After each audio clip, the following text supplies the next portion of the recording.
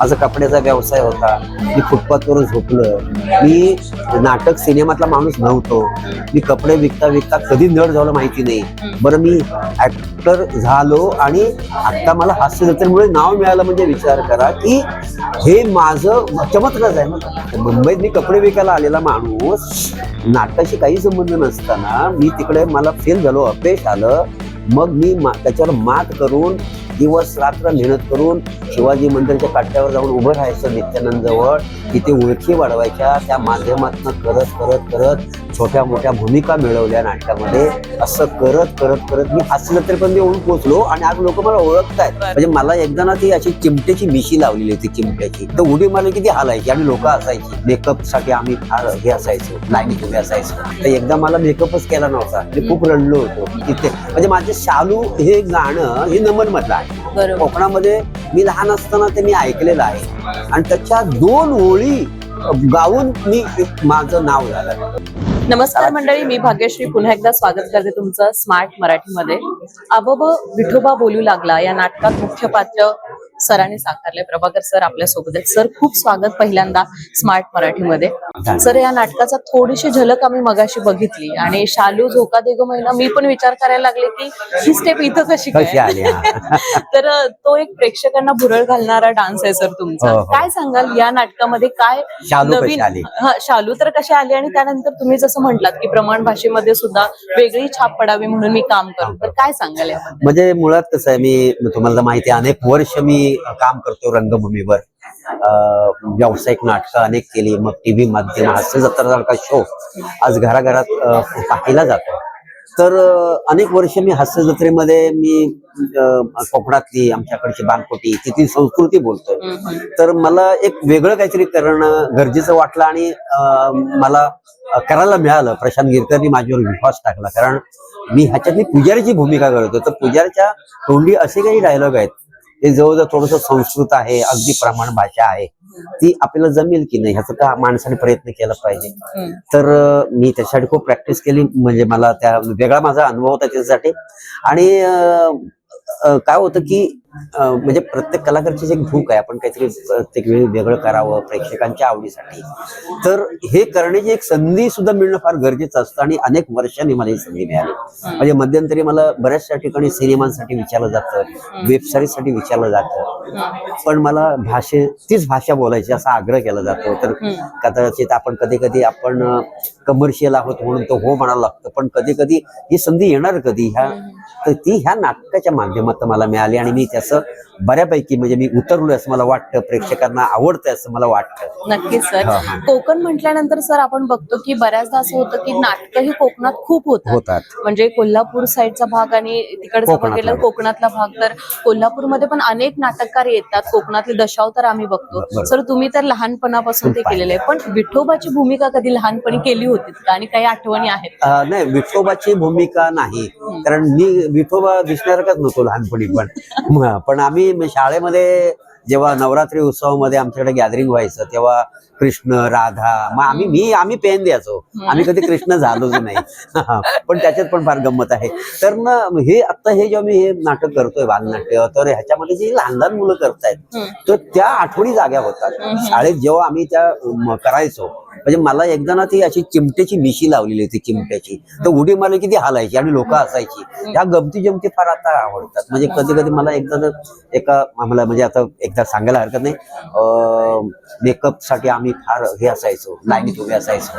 कारण थोडंसं तोंडाला पावडर रंगबिंग लागला पाहिजे खेडेगावामध्ये, असं तेव्हा लहानपणीची खूप इच्छा असायची. तर एकदा मला मेकअपच केला नव्हता, मी खूप रडलो होतो. तर ह्या सगळ्या आठवणी जाग्या होतात ह्या मुलांमुळे काम करताना. आणि बाकी कोकणाची संस्कृती, नमन, हे दशावतार वगैरे आम्ही प्रचंड पाहिलेले आहेत आणि तीच संस्कृती, तीच परंपरा आम्ही इकडच्या माध्यमात, टीव्ही माध्यमातून आम्हाला सादर करता आली आणि त्यातून लोक ओळखायला लागले आणि आज काहीतरी वेगळं करायला मिळतो याचा फार आनंद वाटतो. नक्कीच सर. यानंतरचा माझा प्रश्न असेल की जगात अशी अनेक माणसं आहेत दुःखात बुडालेली आहेत, पण आज आपला मराठी माणूस हास्य जत्रेमुळे खळखळून हसतोय सर. आणि त्यामधला तुमचा जो ठेका बघितला ना शालूचा, बरेच जण म्हणजे खूप आनंदी होतात आणि आपलं दुःख विसरतात. वाटतं का की आपण अभिनय तर करतो पण एक पुण्याचं सुद्धा काम करतो यामधून? हो, नक्कीच नक्कीच. म्हणजे धन्यवाद मी देतो सोनी मराठी, सचिन गोस्वामी आणि सचिन मोटे, की महाराष्ट्राची हास्य जत्रा हा एक नावाचा शो जो आपल्या महाराष्ट्रातल्या अनेक पोटभाषा ह्याच्यातून माध्यमातून सादर झाल्या आणि त्या प्रसिद्ध झाल्या. म्हणजे खानदेशी आहे, आगरी आहे, आणि कोकणातली भाषा, सातारची. तर हा एक वेगळा लहेजाची जी गंमत आहे या हास्यजत्रेमध्ये, तर त्याच्यामध्ये सगळा प्रेक्षक वर्ग लवकर कनेक्ट झाला. की मी कोकणाचा आहे, कोकणची लोक कनेक्ट झाले, सातारची लोक कनेक्ट झाले. हा एक कनेक्शन आणि तिथली संस्कृती आपल्याला मांडता आली. बरोबर. तिकडच्या काही परंपरा असतात तिथे. म्हणजे माझे शालू हे गाणं हे नमन मधलं आहे. बरोबर. कोकणामध्ये मी लहान असताना ते मी ऐकलेलं आहे आणि त्याच्या 2 ओळी गाऊन मी माझं नाव झालं. बरोबर. आज ते अख्खं गाणं आलंय सिनेमामधनं, पण त्या 2 ओळीमुळे शालू ही मला ओळख पडली. म्हणजे केवढी ताकद आहे आपल्या कलेमध्ये कोकणाच्या. पण तर ह्या माध्यमातून आपल्याला ते करायला मिळालं. आणि ह्या नाटकामध्ये शालू नव्हतं, तर काही प्रयोग गेल्यानंतर खालून मी आलो की शालू असं ओरडायला लागले. आणि मग ते शालू झोका दे ग मैना एक आपली स्टेप गुरुजीने घेतलेली आहे, म्हणजे ह्या पात्राने घेतलेली आहे. वेदशास्त्र संपन्न. नक्कीच सर, म्हणजे ती तर गमतीशीर बाब आहेच, पण जसं तुम्ही म्हणालात की खूप प्रवास लागतो, कलाकाराला कष्ट घ्यावे लागतात आणि ते लहानपणाच्या 2 ओळींनी तुम्हाला फेमस केलं सर. पण आता काही असे तरुण आहेत, तरुणी आहेत, अगदी थोडंसं नैराश्य आलं तरी वेगळे पावले उचलतात. यांच्यासाठी सर काय सांगाल एक कलाकार? मी तर म्हणेन कसं आहे, बघा, यश अपयश असं प्रत्येक जण म्हणतो. यश येतं, अपयश येतं, असं नाही. कामात सातत्य ठेवा. आपलं काहीतरी उद्दिष्ट ठरलेलं असतं. आपण जेव्हा शिक्षण घेतो, आपण 10वीत जातो, 12वीत जातो, तर आपण काहीतरी ठरलेलं असतं. मला कलाकार व्हायचंय, मला तंत्रज्ञ व्हायचंय, मला डॉक्टर व्हायचंय. कदाचित ही गोष्ट आपण ठरवती होत नाही, म्हणून निराश कशासाठी व्हायचं. माझ्या ह्या दुनियेमध्ये अशा असंख्य गोष्टी आहेत की आपल्याला वेगळं वेगळं काहीतरी करता येतं. इतकं हे युग, इतकं जग फार मोठं आहे. आज आपण संपूर्ण माध्यमांमधनं जर फिरलो तर ना आपल्याला अपयशातून यश मिळणारी माणसं अगदी मोठी भेटतील, तर त्यांच्याकडनं एक तुम्ही उत्तेजन घ्या असं माझं मत आहे. म्हणून असं काहीतरी त्याचं एक डिसिजन घेऊन मी डिप्रेशन मध्ये गेलो, मग अमुक झालं तमुक झालं, असं काही आयुष्यात नसतं.